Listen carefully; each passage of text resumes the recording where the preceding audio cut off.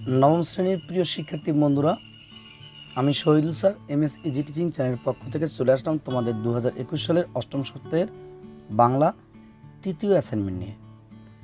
শিক্ষার্থী বন্ধুরা, তোমাদের বাংলা তৃতীয় অ্যাসাইনমেন্টের শিরোনাম কবিতা।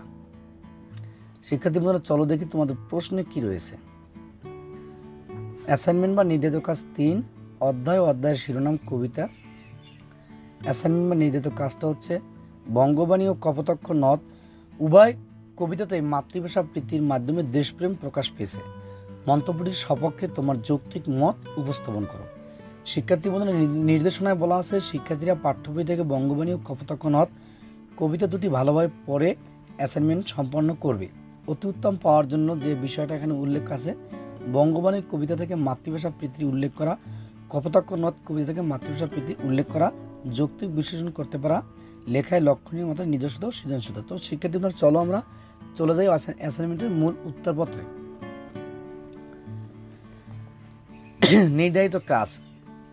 নির্ধারিত কাজের উত্তর। ভূমিকা।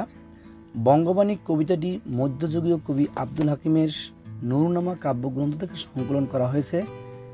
বঙ্গবাণী কবিতায় কবির মাতৃভাষা বাংলার প্রতি গভীর অনুরাগ প্রকাশ পেয়েছে। অন্যদিকে কপোতাক্ষ নদ কবিতাটি কবি মাইকেল মধুসূদন দত্তের চতুর্দশপদী কবিতাবলী থেকে গৃহীত হয়েছে। কপোতাক্ষ নদ কবিতায় কবির স্মৃতিকাতরতায় আবরণে তার অতুজ্জ্বল দেশপ্রেম প্রকাশিত হয়েছে। বঙ্গবাণী ও কপোতাক্ষ নদ উভয় কবিতাতেই মাতৃভাষা প্রীতির মাধ্যমে দেশপ্রেম প্রকাশ পেয়েছে। নিচে আমার উত্তরের সপক্ষে যুক্তি উপস্থাপন করলাম। শিক্ষার্থী বন্ধুরা, বরাবরের মতো তোমাদের কাছে আমার একটা অনুরোধ, যারা আমার চ্যানেল নতুন তারা অবশ্যই আমার চ্যানেলটি সাবস্ক্রাইব করবে এবং পাশে থাকা বেল আইকনটি বাজিয়ে দেবে, যাতে করে প্রতিটি অ্যাসাইনমেন্ট আপলোড দেওয়া মতো তোমাদের কাছে নোটিফিকেশন চলে যায়। আর তোমরা নোটিফিকেশন না পেলে আমার চ্যানেলের প্লেলিস্ট, কমিউনিটি, ভিডিওর পিন কমেন্ট এবং ডেসক্রিপশন ফলো করবা। সেখানে আমি প্রতি সপ্তাহের অ্যাসাইনমেন্টের লিঙ্ক দিয়ে থাকি। ভিডিওটি ভালো লাগলে অবশ্যই লাইক, কমেন্ট ও শেয়ার করে জানাবো তোমাদের মূল্যবান মতামত। তোমার সকল ফ্রেন্ডস এবং ফ্যামিলির সাথে শেয়ার করে দেবা, যাতে করে সবাই আমার অ্যাসাইনমেন্টটি সহজেই পেতে পারে। তো শিক্ষার্থীরা, বঙ্গবাণী কবিতা থেকে মাতৃভাষা প্রীতি কবি আব্দুল হাকিম রচিত বঙ্গবাণী একটি অনবদ্য কবিতা। বিষয়বস্তু বক্তব্যের গুণে ভাস্বর এই কবিতাটি আজও মুসলিম সমাজে দিক নির্দেশনার কাজ করছে। বঙ্গবাণী কবিতায় কবির যে মাতৃভাষা প্রীতি ও স্বদেশের প্রতি যে ভালোবাসা ফুটে উঠেছে, তা চিরকাল বাঙালির কাছে স্মরণীয় করে রাখবে। বঙ্গবাণী শব্দটির অর্থ বাংলা ভাষা। এমন এক সময় ছিল যখন মুসলিম সমাজ বাংলা ভাষাকে ধর্ম জ্ঞান চর্চার বাহন হিসেবে গ্রহণ করতে দ্বিধান্বিত ছিলেন। আব্দুল হাকিম মধ্যযুগের কবি, কিন্তু আশ্চর্য স্বাভাবিক বুদ্ধিতে তিনি এই ভ্রান্তি বুঝতে পেরেছিলেন। এই ভ্রান্তির কথাই তিনি বলেছেন বঙ্গবাণী কবিতায়। আরবি ও ফার্সি ভাষার প্রতি কবির মোটেই বিদ্বেষ নেই। আরবি ও ফার্সিতে আল্লাহ ও নবীর গুণগান আছে। ইসলাম ধর্মের বহু গ্রন্থ এ ভাষা দুটিতে রচিত হয়েছে। কুরআন নাজিল হয়েছে আরবিতে, তাই এসব ভাষার প্রতি সবার পরম শ্রদ্ধাশীল থাকা উচিত। কিন্তু যারা আরবি ফার্সি জানেন না, তারা যদি মাতৃভাষায় ধর্মের কথা লেখেন ও বলেন, তাতে অন্যায় হয় না, বরং সকল মানুষ ধর্মের কথা শুনতে পারে ও বুঝতে পারে। কবির মতে, মানুষ যে ভাষাতে স্রষ্টাকে স্মরণ করবে, স্রষ্টা সে ভাষা বুঝতে পারেন। কিন্তু এক শ্রেণীর মানুষ আছেন যারা বাংলা ভাষা বা মাতৃভাষার ধর্মচর্চার ঘোর বিরোধী। তারা বাংলা ভাষাকে ধর্মালোচনার অনুপযোগী মনে করেন এবং একে হিন্দুয়ানি ভাষা বলে অভিহিত করতে চান। এদের বিরুদ্ধে কবি কঠোর মনোভাব পোষণ করেছেন। তিনি বলেছেন, যেসবে বঙ্গেতে জন্মি হিংসে বঙ্গবাণী, সেসব কাহার জন্ম নির্ণয় না জানি। অর্থাৎ যারা বাংলাদেশে জন্মগ্রহণ করে বাংলা ভাষাকে ঘৃণা করে, তাদের জন্মের পরিচয় নিয়ে কবি সন্দেহ প্রকাশ করেছেন। এদেরকে কবি স্বদেশ ছেড়ে অন্য দেশে যে বসবাস করতে বলেছেন। বংশানুক্রমে বাংলাদেশেই আমাদের বসতি, বাংলাদেশ আমাদের মাতৃভূমি এবং মাতৃভাষার বর্ণিত সুর ও কথা আমাদের হৃদয়ে স্পর্শ করে। তাই মাতৃভাষার চেয়ে হিতকর আর কি হতে পারে। কপোতাক্ষ নদ কবিতা থেকে মাতৃভাষার প্রীতি। বাংলা কাব্য সাহিত্যের আধুনিকতার প্রবর্তক মধুকবি মাইকেল রেনেসার যুগের অগ্নিপরশ। শিক্ষার্থীবৃন্দ নেওয়া হবে যুগের, খেয়াল রাখবা জয় রস্যকারের যুগ, অন্তত বলছে জয় রস্যকারের যুগ, যুগের অগ্নিপরশ। কপোতাক্ষ নদ তার একটি বিখ্যাত চতুর্দশপদী কবিতা। এই কবিতায় কবির স্মৃতি কাতরতার আবরণে অতুজ্জ্বল দেশপ্রেম প্রকাশিত হয়েছে। মাইকেলের জন্মভূমি যশোরের সাগরদাড়ি গ্রামের পাশ দিয়ে বয়ে গেছে কপোতাক্ষ নদ। এই নদটি কবির শৈশব, বাল্য ও কৈশোরের নিত্য সহচরী।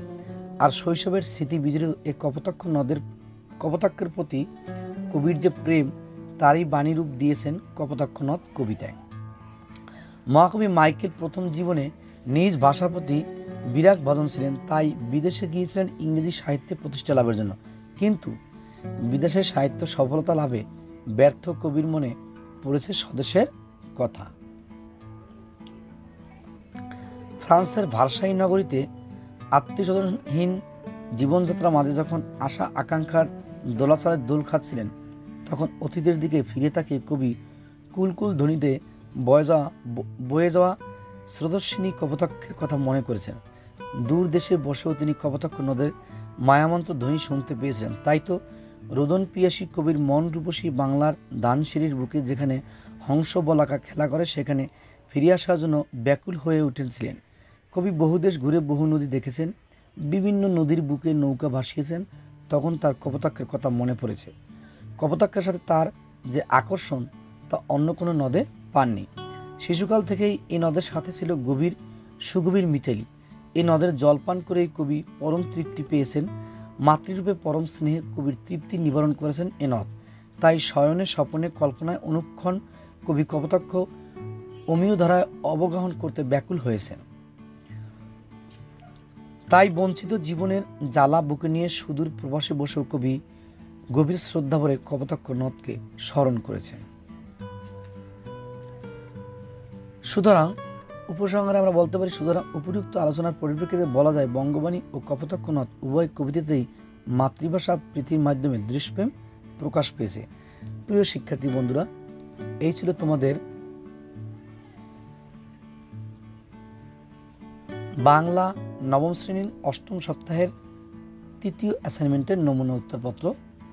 শিক্ষার্থী বন্ধুরা, আমি চেষ্টা করেছি নির্দেশনা মোতাবেক মূল্যায়ন রুব্রিক্সের অতি উত্তম প্রাপ্তির যে কয়টা নির্দেশনা আছে, সকল কয়টা নির্দেশনা অনুসরণ করে তোমাদের জন্য একটি চমৎকার নমুনা উত্তরপত্র তৈরি করতে। যদিও আমার উত্তরপত্রটি অনেক দেরিতে আমি আপলোড করেছি, কারণ আমি একটু ব্যস্ত ছিলাম এবং শারীরিকভাবে একটু অসুস্থ ছিলাম, যে কারণে আমার ভিডিওটি দিতে দেরি হয়েছে। এই জন্য তোমাদের কাছে আমি আন্তরিকভাবে দুঃখিত।